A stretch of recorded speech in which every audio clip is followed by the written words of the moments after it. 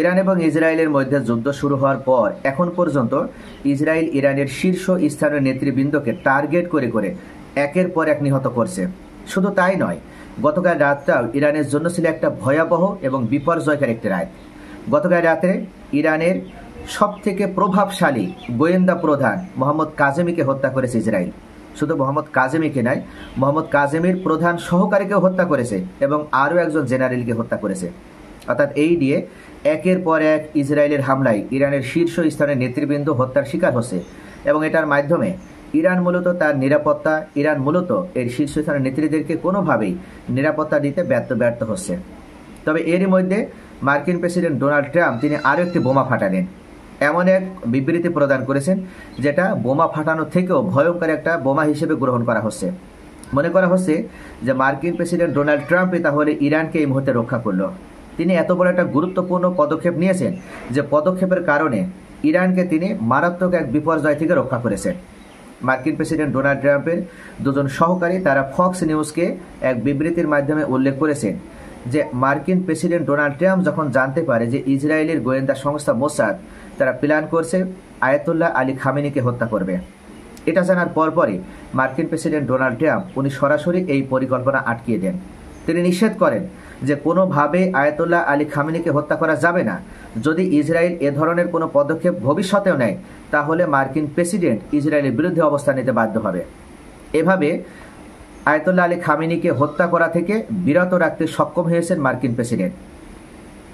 মার্কিন প্রশাসনের একজন ঊর্ধ্বতন কর্মকর্তা নাম প্রকাশে অনিচ্ছুক তিনি উল্লেখ করেছেন যে ইরান এবং ইসরায়েলের মধ্যে যুদ্ধ হওয়ার পরে এখনও কি ইরান কোনো আমেরিকানকে হত্যা করেছে, কোনো আমেরিকান নাগরিককে হত্যা করেছে?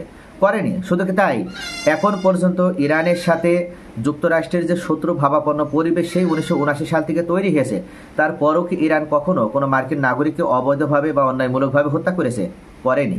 তাহলে যেহেতু ইরান কোনো নাগরিককে হত্যা করে না, ইরান যেহেতু কোনো রাজনৈতিক ব্যক্তিকে হত্যা করে না, ইরান যেহেতু অন্য রাষ্ট্রের ভিতরে কখনো নাক গলিয়ে তারা এমন কোনো রাজনৈতিক পদক্ষেপ বা এমন কোনো সামরিক পদক্ষেপ নেই না যেটার মাধ্যমে কোনো শীর্ষস্থানের নেতৃবৃন্দ নিহত হতে পারে, তাহলে আমরা কেন আয়াতুল্লাহ আলী খামেনিকে হত্যা হতে দেব? আর এটাকে মনে করে মূলত মার্কিন প্রেসিডেন্ট ডোনাল্ড ট্রাম্প তিনি আয়াতুল্লাহ আলী খামেনির হত্যাকাণ্ডের যে পরিকল্পনা সেটা সম্পূর্ণভাবে বাতিল করে দিতে ইসরায়েলকে বাধ্য করেন। আচ্ছা প্রিয় ভিউয়ার্স, আপনাদের কি মনে হয় ডোনাল্ড ট্রাম্প কি সত্য কথা বলছে?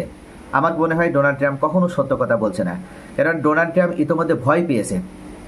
কেননা ইতোমধ্যেই কিন্তু অন্যতম শক্তিশালী পারমাণবিক শক্তিধর রাষ্ট্রগুলো তারা ইরানের পক্ষে তাদের অবস্থান স্পষ্টই শুধু করেনি, ইতোমধ্যে তারা কার্গোবাহী বিভিন্ন ধরনের যুদ্ধ সরঞ্জাম প্রদান করার মাধ্যমে ইরানকে সহযোগিতা অব্যাহত রেখেছে।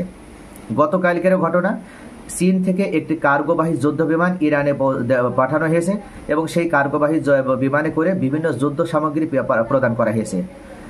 ঝাঁকে ঝাঁকে বিভিন্ন স্থলপথ ব্যবহার করার মাধ্যমে যে তাদের যে বর্ডার অর্থাৎ পাকিস্তান এবং ইরানের যে বর্ডার সেই বর্ডার দিয়ে শত শত ট্রাকে করে সামরিক বিভিন্ন সরঞ্জামগুলো ইরানের অভ্যন্তরে ঢোকানো হয়েছে পাকিস্তানের পক্ষ থেকে।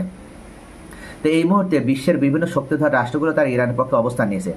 আবার যদি তারা আয়াতুল্লাহ আলী খামেনিকে হত্যা করে তখন ইরান মূলত সর্বাত্মক যুদ্ধে নেমে যাবে, এমনকি ইরানের পক্ষে তখন বেশিরভাগ রাষ্ট্রই তারা সমর্থন দেওয়ার মাধ্যমে এটাকে তৃতীয় বিশ্বযুদ্ধের সূত্রপাত হিসেবে ধরে নিয়ে তারা যুদ্ধ শুরু করবে।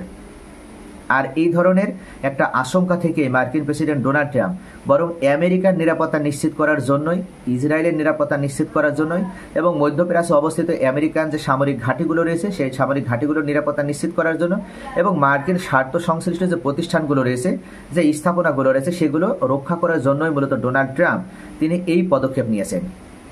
একজন ইরানি সামরিক কর্মকর্তা তিনি উল্লেখ করেছেন ডোনাল্ড ট্রাম্প কখনো ইরানের কল্যাণ চাইবে না, তাই ডোনাল্ড ট্রাম্প যে হস্তক্ষেপ করার মাধ্যমে আয়াতুল্লাহ আলী খামেনিকে হত্যাকাণ্ড থেকে বিরত রেখেছেন এটা সম্পূর্ণভাবে একটা মিথ্যা প্রোপাগান্ডা।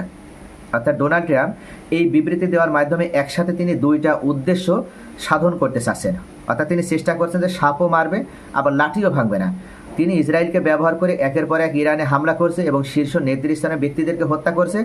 আবার তিনি ইরানের নাগরিকদেরকে এমন এক বিবৃতি প্রদান করার মাধ্যমে তাদেরকে বিভ্রান্ত করতে চাচ্ছে যে ইরানের নাগরিকরা যেন ইসরায়েলের পক্ষে অবস্থান নেয় এবং ইসরায়েলের পক্ষে তাদের সমর্থন জ্ঞাপন করে।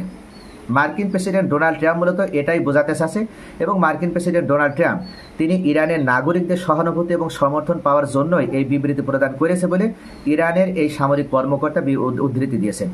তো প্রিয় ভিউয়ার্স, আপনাদের কি মনে হয়? আপনাদের মূল্যবান মতামত কমেন্টে জানান। সকলেই ভালো থাকুন। Thanks for